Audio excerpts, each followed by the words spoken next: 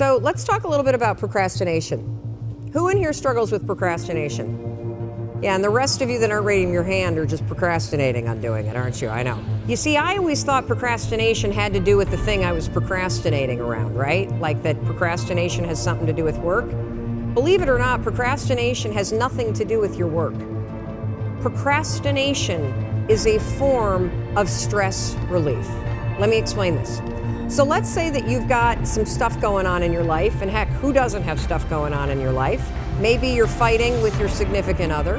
Maybe mom's or dad's health is failing and it's really, really upsetting you.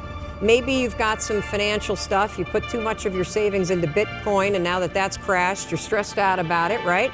And so you go into work, and when you get into work, you got stuff to do, you kind of walk in and you got this big stress ball that subconsciously is hanging over your head. And so you walk in and you sit down and you know you got 13 phone calls you need to make. And you also know that you've been chickening out, you've been making easy calls, and there's a bunch of CIOs or other people that are higher level that you haven't been calling.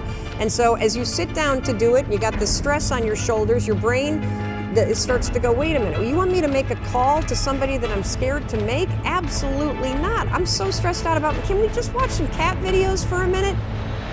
And next thing you know, an hour's gone by. And then, of course, what do? You beat yourself up. So the only way that you can break this habit, and that's an important word for you to hear, you're not a procrastinator. You have a habit of procrastinating. Big difference. Because if it's a habit, I can teach you to use science to break it. You see, all habits have three parts. There's a trigger, and in the case of procrastination, the trigger is always stress. Then there's a pattern you repeat, and in the case of procrastination, it is to avoid doing something. And then there's a reward. You get a little stress relief. The only way to break a habit, you guys, is not to deal with the triggers.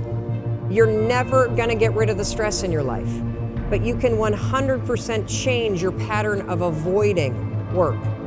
So next time that you're in a situation where you feel yourself hesitate, you spent way too much time checking out the highlights from last night's scores, what you're gonna do is you're gonna go, oh, I must be stressed out about something. Acknowledge the stress.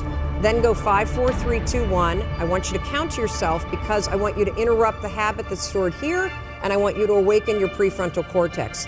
Then I want you to just work, just for 5 minutes. The reason why I want you to only work for 5 minutes is because your problem isn't working.